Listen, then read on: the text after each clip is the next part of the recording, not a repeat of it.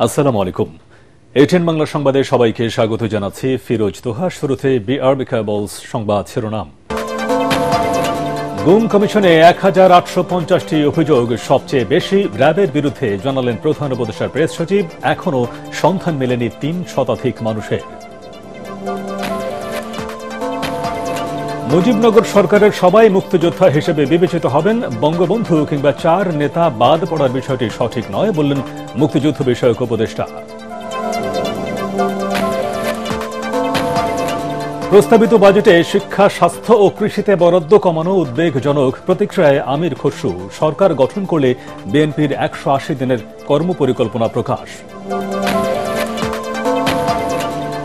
রাখাইনে মানবিক করিডোর বাংলাদেশ ও মিয়ানমারের বিষয়ে জাতিসংঘের নয়, বললেন আবাসিক প্রতিনিধি গোয়েন লুইস।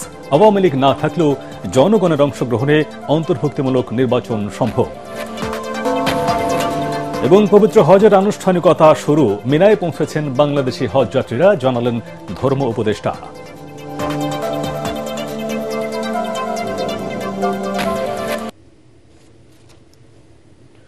শুনছিলেন বিআরবি কেবলস সংবাদ শিরোনাম। এবারে বিস্তারিত। বিগত সরকারের সময় গুমের ঘটনায় সবচেয়ে বেশি অভিযোগ এসেছে র্যাবের গোয়েন্দা বিভাগের বিরুদ্ধে। গুম সংক্রান্ত কমিশনের দ্বিতীয় রিপোর্টে এই তথ্য উঠে এসেছে বলে জানিয়েছেন প্রধান উপদেষ্টার প্রেস সচিব শফিকুল আলম। সকালে প্রধান উপদেষ্টা ড মোহাম্মদ ইউনূসের কাছে রিপোর্ট জমা দেন গুম সংক্রান্ত কমিশনের সদস্যরা। শফিকুল আলম জানান, গুম হওয়া ৩০০-র বেশি মানুষের সন্ধান এখনও পাওয়া যায়নি। কমিশনের কাছে গুমের ঘটনায় ১,৮৫০টি অভিযোগ জমা পড়েছে বলেও জানান তিনি।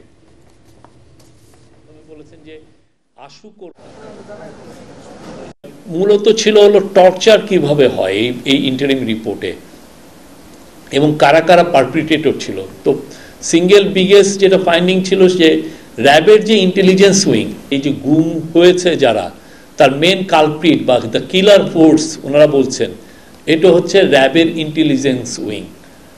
তারা এই কাজটা সবচেয়ে বেশি ইনভলভ ছিল। এই পুরো যে গুম সংক্রান্ত কমিশন যেটা তাদের ফাইন্ডিংসে বলেছে যে নৌকায় নিয়ে যাওয়া হচ্ছে, নৌকায় নিয়ে যে তাকে মেরে তার আবার পেট কেটে সেখানে সিমেন্ট ভরে তাকে ফেলে দেওয়া হচ্ছে, কাউকে নদীতে ফেলে দেওয়া হচ্ছে, গুলি করে মারা হচ্ছে, ইনজেকশন দিয়ে মারা হচ্ছে, ট্রেনে বস্তার মধ্যে ভরে ট্রেন লাইনে ফেলে দেওয়া হচ্ছে, ট্রেন লাইন কেটে ট্রেন চলে যাওয়ার সময় তার পুরো লাশটা ছিন্ন বিচ্ছিন্ন হয়ে যাচ্ছে, অনেক সময় গাড়ির সামনে, চলন্ত গাড়ির সামনে ফেলে দেওয়া হচ্ছে। অনেকগুলো এটা হচ্ছে ভিকটিমদের এবং যারা পারপিট্রেটর দু একজন তাদের টেস্টিমনির যেটা পেয়েছেন গুম সংক্রান্ত কমিশন, তার আলোকে এই রিপোর্টগুলো করা হয়েছে। বঙ্গবন্ধু ও জাতীয় ৪ নেতার মুক্তিযোদ্ধার খেতাব বাতিল করা হয়নি, এটা নিয়ে ভুল তথ্য ছড়ানো হয়েছে। মুজিবনগর সরকারে যারা ছিলেন তারা সবাই মুক্তিযোদ্ধা বলে জানিয়েছেন মুক্তিযুদ্ধ বিষয়ক উপদেষ্টা ফারুক আজম। তবে মুজিবনগর সরকারের কর্মকর্তা কর্মচারী সহ যারা সরাসরি যুদ্ধে অংশ নেয়নি তারা সহযোগী মুক্তিযোদ্ধা হিসেবে বিবেচিত হবেন। মুক্তিযোদ্ধাদের দাবির প্রেক্ষিতেই এই অধ্যাদেশ জারি করা হয়েছে বলে জানান তিনি। রিপোর্টে জানাচ্ছেন মাহবুব কবির চপল। মুক্তিযোদ্ধার সংজ্ঞা পরিবর্তন করে অধ্যাদেশ জারির পর বঙ্গবন্ধু ও জাতীয় ৪ নেতার খেতাব বাতিল হয়েছে এমন নিউজ ছড়িয়ে পড়ে। এতে দেশজুড়ে সমালোচনার ঝড় ওঠে। সচিবালয়ে সাংবাদিকদের প্রশ্নের মুখে পড়েন মুক্তিযুদ্ধ বিষয়ক উপদেষ্টা। তবে তিনি জানান, বঙ্গবন্ধু সহ জাতীয় ৪ নেতার মুক্তিযোদ্ধার খেতাব বাতিলের সংবাদ সঠিক নয়। অধ্যাদেশে বলা আছে, মুজিবনগর সরকারে যারা ছিলেন তারা সবাই মুক্তিযোদ্ধা। ওই সরকারে বঙ্গবন্ধু ছিলেন রাষ্ট্রপতি। জাতীয় ৪ নেতা ও খন্দকার মুশতাক ছিলেন বিভিন্ন মন্ত্রণালয়ের দায়িত্বে। তারা সবাই মুক্তিযোদ্ধা। তো যারা ওইখানে মুজিবনগর সরকারের সাথে সম্পৃক্ত থেকে বিভিন্ন কাজে যারা যুক্ত ছিলেন তারা সহযোগী মুক্তিযোদ্ধা হবেন। এই সরকারে যারা যুক্ত ছিলেন তারা সবাই মুক্তিযোদ্ধা। 2018 সালের আগ পর্যন্ত সরাসরি যারা যুদ্ধে অংশগ্রহণ করেছেন কেবল তারাই মুক্তিযোদ্ধা হিসেবে স্বীকৃত ছিলেন। ওই বছর আইন সংশোধন করে মুজিবনগর সরকারের কর্মকর্তা কর্মচারী 1970 সালের নির্বাচনে জাতীয় ও প্রাদেশিক পরিষদের সদস্য, খেলোয়াড়, শিল্পী, কলাকুশলী সহ বিভিন্ন ক্যাটাগরিতে মুক্তিযোদ্ধার স্বীকৃতি দেওয়া হয়। অন্তর্বর্তী সরকার তাদের সেই খেতাব বাতিল করে সহযোগী মুক্তিযোদ্ধার স্বীকৃতি দিয়েছে, তবে তারা সমান রাষ্ট্রীয় সুবিধা পাবেন। কেন এটা করতে হয়েছে তার ব্যাখ্যা দেন মুক্তিযুদ্ধ বিষয়ক উপদেষ্টা।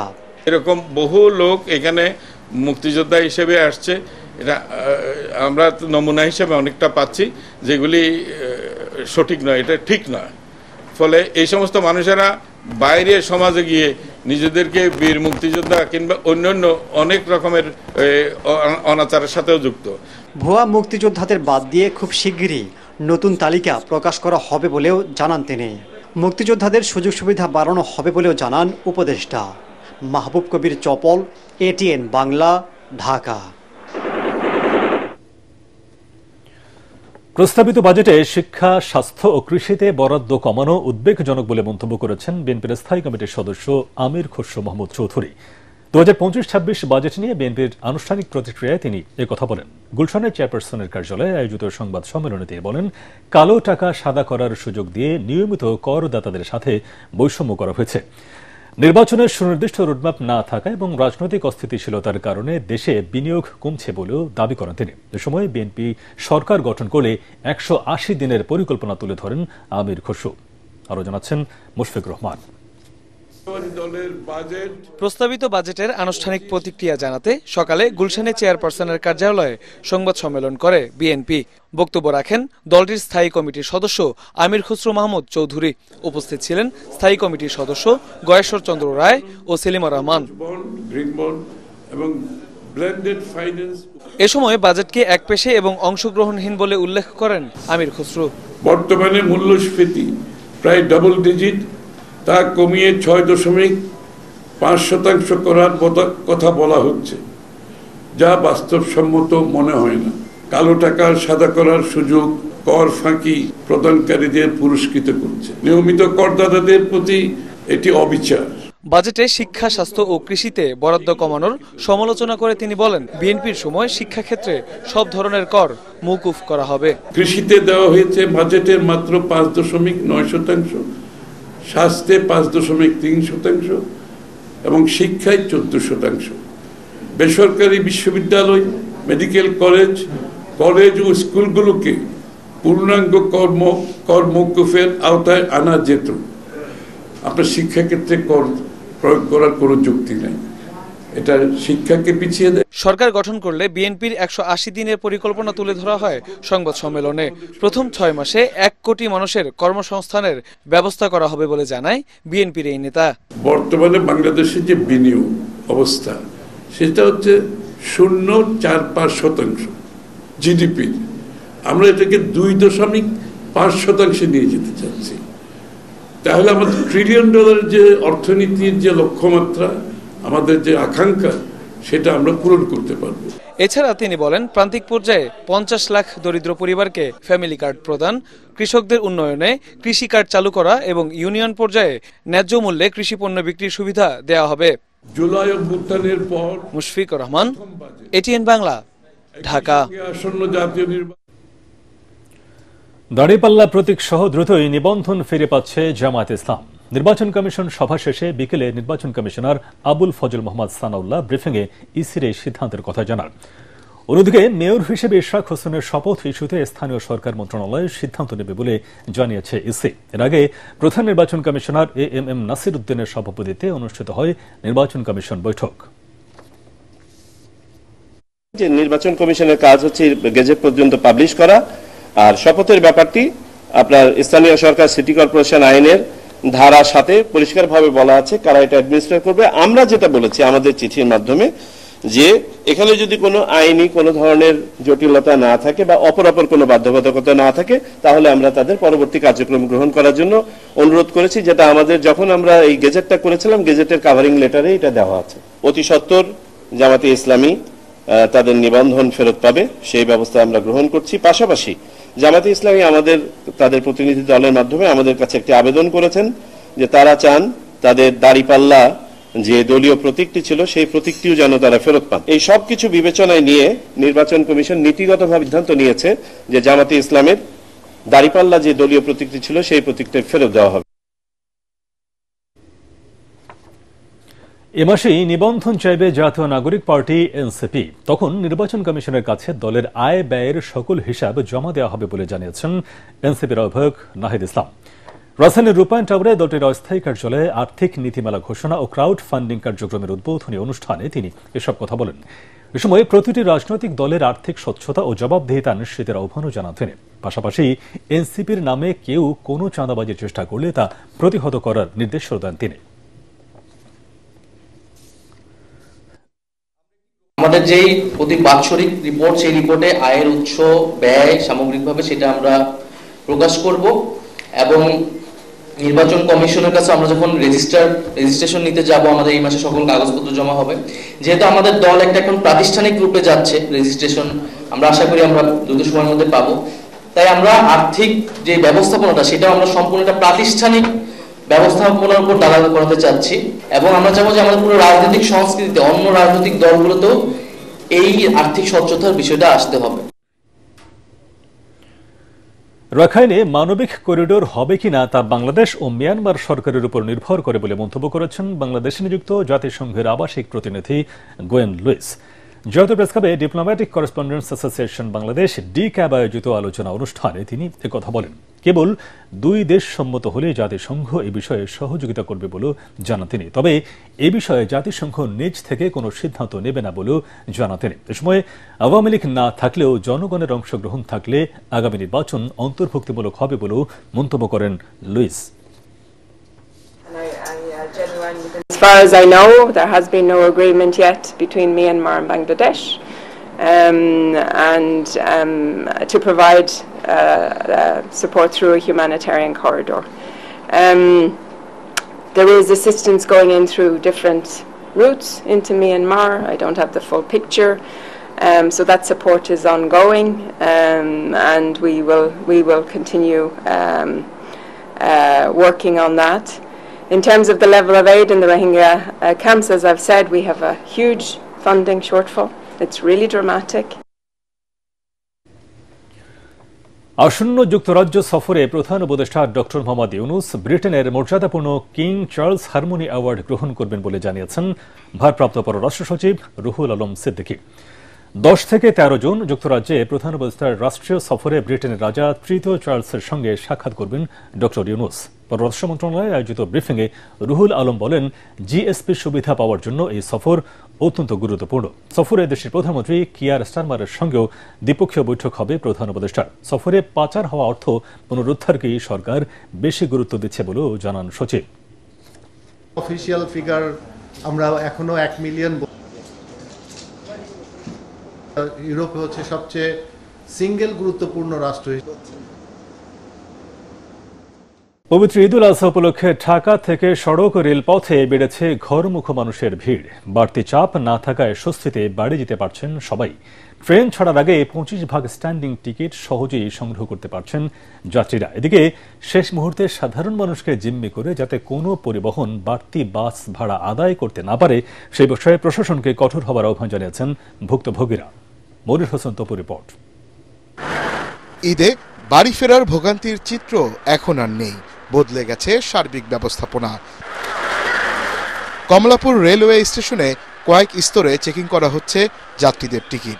ট্রেনে যাত্রীদের উপচে পড়া ভিড় না থাকায় স্বস্তিতে বাড়ি যেতে পেরে খুশি সবাই। পরিবেশ ভালো আছে। এখন ওইদিকে স্টেশনে কেমন হবে তা তো বলতে পারতেছি না। বাড়িতে যাবো, সবার সাথে আনন্দ করবো, এগুলোই প্ল্যান। আর গরু মাংস, গরু খাওয়া, এগুলা। এবার কয়েক স্টেপে দেখছি যে নিরাপত্তা ব্যবস্থা, তো এটা ভালো লেগেছে। অনেকদিন পরে বাসা যাব, বাচ্চা কাচ্চা দেখবো, মা বাবা আছে, শ্বশুর শাশুড়ি আছে, অনুভূতিটাই অন্যরকম। অনেক কষ্টই টিকিটগুলো পাইছি। সোনার হরিণ 25 তারিখে টিকিট কাটছি, আজকে যাব দিনাজপুর, ঈদে বাড়ি যাচ্ছি। ট্রেন জুড়ে এখন যাত্রীদের বাড়তি চাপ এখানে লক্ষ্য করা যাচ্ছে এবং মানুষজনের মধ্যে এখন আনন্দ উচ্ছ্বাস বিরাজ করছে এবং তারা চেষ্টা করছেন যে ঈদে বাড়ি যে তারা পরিবার পরিজনের সাথে খুব আনন্দে ঈদের আনন্দ ভাগাভাগি করবেন। বুধবার থেকে বিভিন্ন রুটে চলছে ঈদ স্পেশাল ট্রেন। যাত্রীদের বিশেষ চাহিদায় আমাদের 10টি স্পেশাল ট্রেন পরিচালনা করা হচ্ছে। ঢাকা স্টেশনে প্রতিদিন 2 ধাপে মোবাইল কোড পরিচালিত হয়, সকাল থেকে এবং বিকালে। এদিকে বাস কাউন্টারগুলোতে যাত্রীদের বাড়তি চাপ নেই। তীব্র যানজট না থাকায় পর্যাপ্ত বাস রয়েছে কাউন্টারগুলোতে। নির্বিঘ্নে পরিবারের কাছে যেতে পেরে খুশি যাত্রীরা। অনলাইনে টিকিট কেটেছি, ভাড়া যা ছিল তাই দিছি। আমরা তো বসে আছি টিকিট বিক্রি করবার জন্য, গাড়ি আছে পর্যাপ্ত, বাট যাত্রী সংকট থাকার কারণে আমরা টিকিট বিক্রি করতে পারছি না। কিছু কিছু পরিবহন অতিরিক্ত ভাড়া নিচ্ছে বলে অভিযোগ করেছেন কেউ কেউ। মনির হোসেন তপু, এটিএন বাংলা, ঢাকা। কোরবানির ঈদকে সামনে রেখে জমে উঠেছে রাজধানীর পশুর হাটগুলো। নগরের বিভিন্ন হাটে দেশের বিভিন্ন প্রান্ত থেকে এসেছে পশু। ছুটির পর আজ বিকেল থেকে বিক্রি বেড়েছে হাটে। ঢাকার গাবতলী, আমিনবাজার, উত্তরা, 300 ফিট, পুরান ঢাকা, দনিয়া সহ অন্যান্য হাটে উঠেছে দেশি বিদেশি নানা জাতের গরু ছাগল। পর্যাপ্ত পরিমাণ পশু সরবরাহ রয়েছে বলেও জানান সংশ্লিষ্টরা। আরও জানাচ্ছেন ইয়াসিন রানা। কোরবানির ঈদে স্থায়ী ও অস্থায়ী মিলে ঢাকা উত্তরে 12টি এবং দক্ষিণে 7টি সহ মোট 19টি পশুর হাট বসেছে। বুধবার দিনের বেলায় পশু বিক্রি কিছুটা কম হলেও অফিস ছুটি শেষে বিকেল থেকে বেচা বিক্রিতে জমে ওঠে হাট। বাজারে বড় গরুর চেয়ে ছোট গরুর চাহিদা বেশি। কেউ কেউ দেখে শুনে কিনছেন পছন্দের প্রাণীটি। গরু 1,76,000 টাকা, তো দাম খুব একটা বেশি না। গতবারের কাছাকাছি হয়তো 2-4-5 হাজার টাকা বেশি হতে পারে। এই যে গরুটার দাম 70,000 টাকা, কিন্তু 70,000 টাকা না, আরো অল্প একটু বেশি। ওর নাম নবাব, কথা বলছেন, এটা 8 মণ ওজন আছে, বুঝছেন? 8 মণ ধরছি, সাইবালের গরু। দাম কত চাচ্ছেন? দাম 3.5 লাখ চাইছে। বিক্রেতারা বলছেন বুধবার রাত ও বৃহস্পতিবার মূলত বিক্রি হবে কোরবানির পশুর। আমাদের কিনাটা কাচ্ছি গা, দাম চাচ্ছি 20,000 30,000 করে বেশি চাচ্ছি, কিন্তু ওরা কিনাটা কাচ্ছি গো, মনে করেন দাম কম কয়। 581 কেজি লাগবে, এটা আমি 3,20,000 বলে ছাড়বো। হাটের সার্বিক প্রস্তুতি, ব্যাপারীদের নিরাপত্তার বিষয়েও পর্যাপ্ত প্রস্তুতির কথা জানান ইজারাদাররা। আমাদের টার্গেট 20 থেকে 25,000 গরু আমাদের বিক্রি করার টার্গেট। তো আলহামদুলিল্লাহ আমাদের হাটে অলরেডি 20,000 উপরে গরু চলে আসছে। ব্যাপারীদের জন্য থাকা খাওয়ার ব্যবস্থা করেছি। খাওয়া বলতে পানি, পর্যাপ্ত পানির ব্যবস্থা আছে। আমরা 2 কর্নারে 2টা বড় হাউস করে দিয়েছি গরুদের জন্য, গরুর পানির জন্য, ব্যাপারীদের গোসল করার জন্য টয়লেটের ব্যবস্থা করেছি। তারপর আমরা টেম্পোরারি কয়েকটা খাবার হোটেল করে দিয়েছি ব্যাপারীদের জন্য। ঈদুল আজহায় এবার 1,50,000 প্রাণী কোরবানি হতে পারে বলে জানিয়েছে প্রাণী সম্পদ মন্ত্রণালয়। কোরবানির ঈদকে সামনে রেখে জমে উঠেছে পশু কেনাবেচা। ছোট বড় বিভিন্ন সাইজের পশু নিয়ে হাটে এসেছেন ব্যাপারীরা। হাজার হাজার ক্রেতারা এসেছেন পশু কিনতে। দাম নিয়ে বড় মতো মিশ্র প্রতিক্রিয়া থাকলেও তা হাটের সৌন্দর্য বলে মনে করছেন সকলেই। ঈদের আগে আরো গরু আসবে, তখন দাম নিয়ন্ত্রণে চলে আসবে মনে করছেন সকলেই। ইয়াসিন রানা, এটিএন বাংলা, ঢাকা। ঈদের আগে শেষ কর্মদিবসে উপচে পড়া ভিড় ছিল ব্যাংকগুলোতে। নগদ টাকা তোলা, ঋণের অর্থ ছাড়, রেমিট্যান্স, সঞ্চয়পত্র ভাঙানো, মুনাফা উত্তোলনে ব্যস্ত ছিলেন গ্রাহকরা। এজন্য প্রয়োজনীয় প্রস্তুতি নেওয়া হয়েছে ব্যাংকগুলোতে। ঈদের আগে শিল্পাঞ্চলের কিছু শাখা আগামীকাল ও শুক্রবারও বিশেষ ব্যবস্থায় সীমিত সময়ের জন্য খোলা থাকবে। এদিকে প্রথমবারের মতো টানা 10 দিনের ঈদ ছুটির কারণে ভল্ট ও ব্যাংকগুলোতে বিশেষ নিরাপত্তা ব্যবস্থা জোরদার করা হয়েছে বলে জানিয়েছেন সংশ্লিষ্টরা। শরফুল আলমের রিপোর্ট। বৃহস্পতিবার শুরু হচ্ছে ঈদের ছুটি। টানা বন্ধের আগে শেষ কর্মদিবসে ভিড় বাড়ে ব্যাংক পাড়ায়। এদিন টাকা জমা দেওয়ার চেয়ে উত্তোলনের হার বেশি ছিল, কিন্তু এত ভিড় হবে এটা বুঝতে পারিনি, ভাবছি আরো ভিড় কম হবে। এখানে একটা কাউন্টার, যদি আরো 2টা কাউন্টার হইতো তাহলে আমাদের জন্য অনেক ভালো হইতো আর কি। যেমন দেখতেছেন না, অনেক লম্বা লাইন। কেনাকাটা করার জন্য, তারপর বাজারঘাট করার জন্য, বাসায় কিছু ক্যাশ টাকা রাখার দরকার, সেই জন্যই আসছে এখানে। আমাদের কাউন্টারগুলো আসলে সবসময় একটু উপচে পড়া ভিড় থাকে। আর যেহেতু 10 দিনের ছুটিতে যাচ্ছি ঈদুল আজহাতে, শেষ কর্মদিবসে প্রচণ্ড ভিড় আজকে আসছে। আপনার যদি কাউন্টারগুলো গিয়ে দেখেন, তো আমাদের যে সচরাচর যে আমাদের সার্ভিস, সেই সার্ভিসের কারণে ইনশাল্লাহ আমরা সব কিছু সেভাবে ভালোভাবে ম্যানেজ করতে পারবো। এবারে প্রথমবারের মতো টানা ছুটিতে যাচ্ছেন কর্মকর্তারা। 10 দিনের ছুটিতে বন্ধ থাকবে ব্যাংক, তবে সচল থাকবে এটিএম বুথ, মোবাইল ব্যাংকিং সহ সব ধরনের অনলাইন লেনদেন। আমাদের যে বুথগুলো রয়েছে সারা বাংলাদেশে, রূপালী ব্যাংকের নিজস্ব বুথও রয়েছে এবং অন্যান্য ব্যাংকের বুথের সাথে আমাদের লিঙ্ক করা আছে। ফলে আমার বুথগুলোতে আমাদের পর্যাপ্ত পরিমাণ টাকা আমরা রেখেছি, ফলে গ্রাহকদের অসুবিধা হবে না। ব্যাংকগুলো বন্ধের কারণে শাখা থেকে প্রধান কার্যালয় পর্যন্ত আর্থিক প্রতিষ্ঠানগুলোতে অতিরিক্ত নিরাপত্তা ব্যবস্থা জোরদার করেছে ব্যাংক কর্তৃপক্ষ। এদিকে শিল্পাঞ্চল ও পশুরহাটের কাছাকাছি কিছু ব্যাংকে কিছু শাখায় সীমিত পরিসরে লেনদেন হবে বৃহস্পতি ও শুক্রবারও। ঈদের ছুটি শেষে ব্যাংক খুলবে 15 June. Sharful Alam, ATN Bangla, Dhaka. Saudi আরবে আজ থেকে শুরু হয়েছে পবিত্র হজের আনুষ্ঠানিকতা। তাবুর শহর মিনায় এরই মধ্যে জমায়েত হয়েছেন 18 লাখ মুসল্লি। সেখানে রাত্রি যাপনের মধ্য দিয়েই তারা শুরু করবেন হজের আনুষ্ঠানিকতা। সৌদি আরব থেকে সাজিদুল ইসলামের পাঠানো রিপোর্ট জানাচ্ছেন জাহিদুল আলম।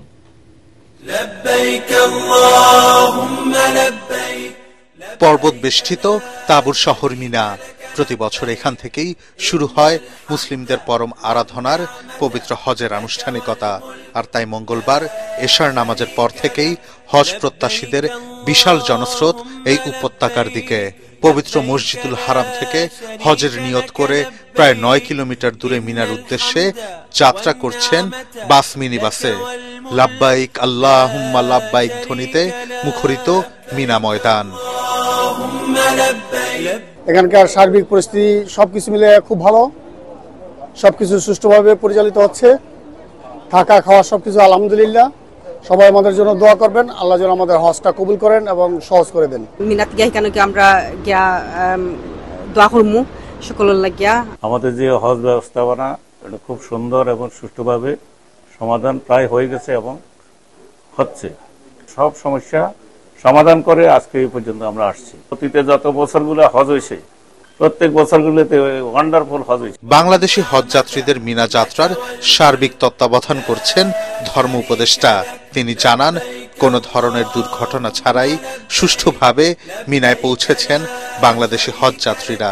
সরকারি বেসরকারি মিলে 87,100 হাজি যাতে সুন্দরভাবে স্বচ্ছন্দে নিরাপদে হজব্রত পালন করতে পারে, এই জন্য আমাদের হজ মনিটরিং টিম, হজ প্রশাসনিক team, medical team, IT team একযোগে কাজ করে যাচ্ছে।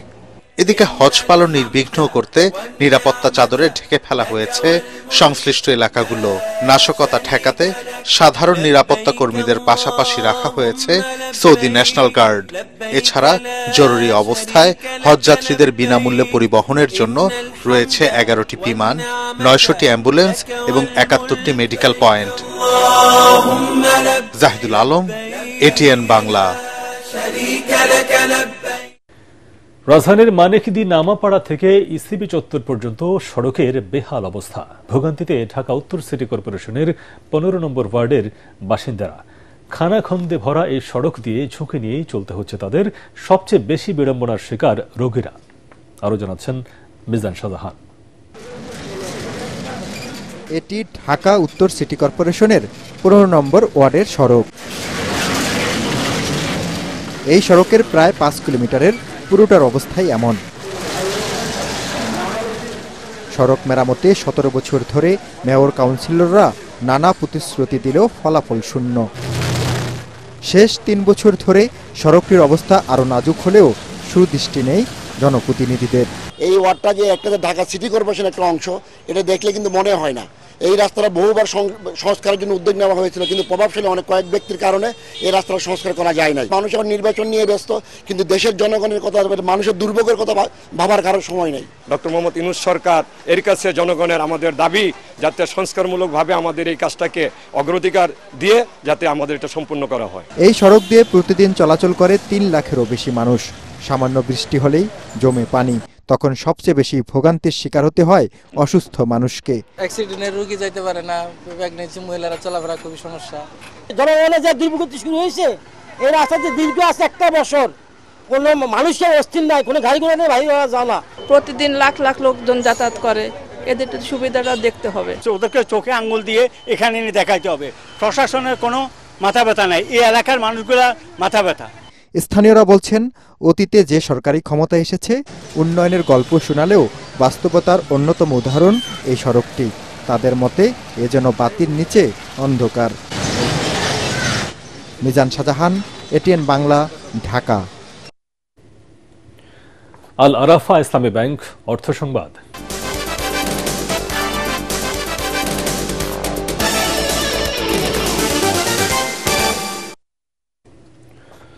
আল আরাফা ইসলামী ব্যাংকে ম্যানেজমেন্ট ট্রেনি অফিসারদের 1 বছর মেয়াদী ডেভেলপমেন্ট প্রোগ্রামের অংশ হিসেবে মাসব্যাপী ওভারঅল ব্যাংক ম্যানেজমেন্ট শীর্ষক ফাউন্ডেশন ট্রেনিং কোর্সের সমাপনী অনুষ্ঠিত হয়েছে। এতে প্রধান অতিথি ছিলেন ব্যাংকের ব্যবস্থাপনা পরিচালকের চলতি দায়িত্বে থাকা মোহাম্মদ রাফাতুল্লাহ খান। তিনি বলেন, এই প্রশিক্ষণের মাধ্যমে এমটিওরা ব্যাংকিং কার্যক্রমের সার্বিক ধারণা পেয়েছেন, যা তাদের ভবিষ্যৎ কর্মজীবনে গুরুত্বপূর্ণ ভূমিকা পালন করবে।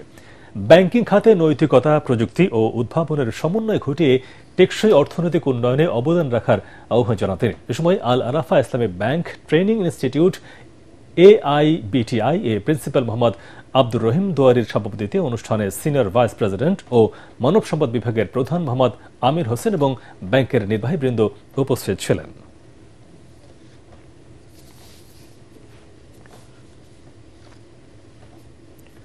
বিমা ও ব্যাংকিং খাতে সহযোগিতা এবং উদ্ভাবনের নতুন যুগের সূচনা করে ব্যাংকারস্যুরেন্স পার্টনারশিপে চুক্তি সই করেছে Akij Takaful life insurance PLC এবং ইস্টার্ন ব্যাংক পিএলসি। রাজধানীর গুলশানে ইস্টার্ন ব্যাংকের প্রধান কার্যালয়ে আকিজ তাকাফুল লাইফ ইন্স্যুরেন্স ও ইস্টার্ন ব্যাংকের মধ্যে এই চুক্তি স্বাক্ষরিত হয়। আকিজ তাকাফুল লাইফ ইন্স্যুরেন্স পিএলসির ডিএমডি ও chief corporate business officer Mohammad Masuduzzaman Khan এবং ইস্টার্ন ব্যাংক পিএলসির DMD, head of retail and SME banking ও chief bancassurance officer M Khorshed Anwar নিজ নিজ প্রতিষ্ঠানের পক্ষে চুক্তিতে সই করেন। এই চুক্তির মাধ্যমে ইস্টার্ন ব্যাংক তার গ্রাহকদের ইসলামী শরিয়া ভিত্তিক বীমা প্রতিষ্ঠান আকিজ তাকাফুল লাইফ ইন্স্যুরেন্স থেকে বীমা পলিসি খুলতে পারবে।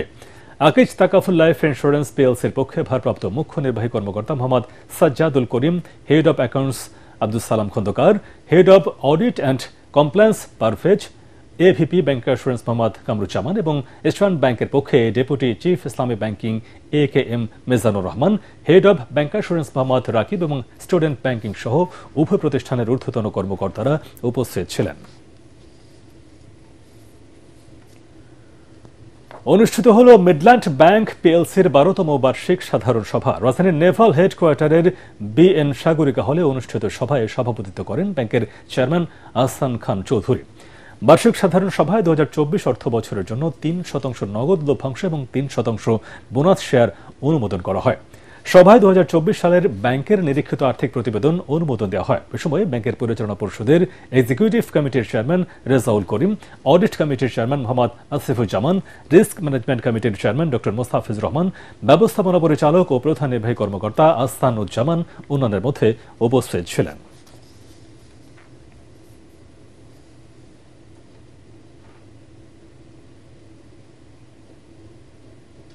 এবারে খেলার খবর।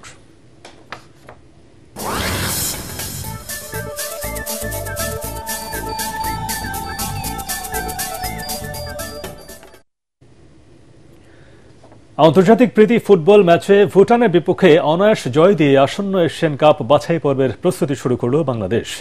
সন্ধ্যায় ঢাকা জাতীয় স্টেডিয়ামে অনুষ্ঠিত ম্যাচে 2-0 গোলের জয় পায় হেলফের কাবরেরার শিষ্যরা।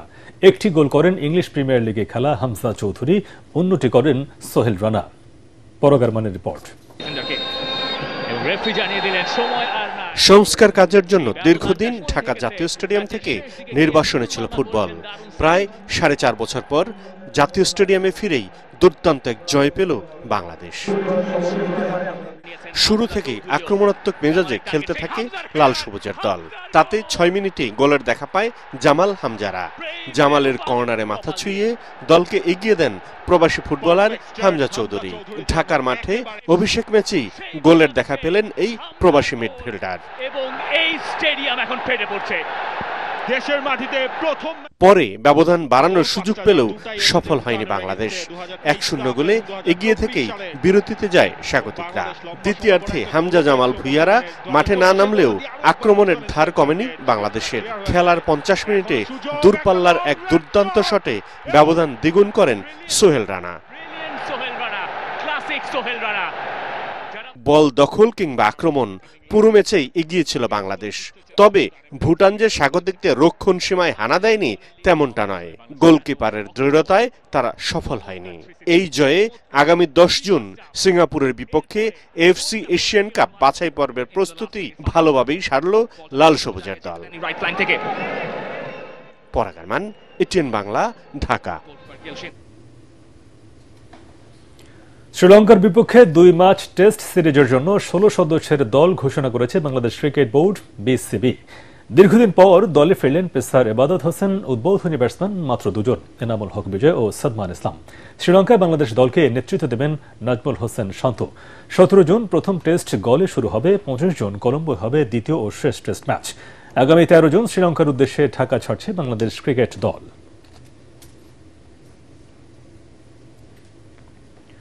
শেষ করার আগে বিআরবি কেবলস সংবাদ শিরোনাম আর একবার।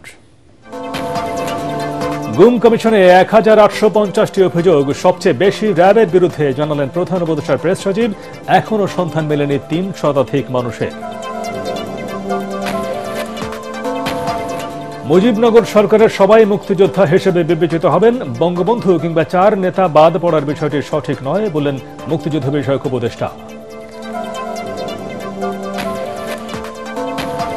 প্রস্তাবিত বাজেটে শিক্ষা, স্বাস্থ্য ও কৃষিতে বরাদ্দ কমানো উদ্বেগজনক, প্রতিক্রিয়ায় আমির খসরু। সরকার গঠন করলে বিএনপির 180 দিনের কর্মপরিকল্পনা প্রকাশ।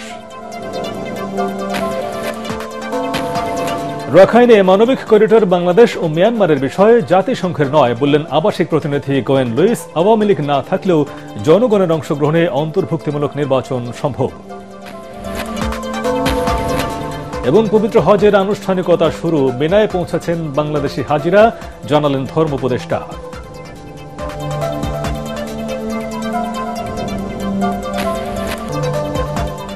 পরবর্তী সংবাদ দেখার আমন্ত্রণ জানিয়ে এখনকার মতো শেষ করছি। এটিএন বাংলার সংবাদ ইউটিউবে দেখতে ব্রাউজ করুন, youtube/ATN Bangla News।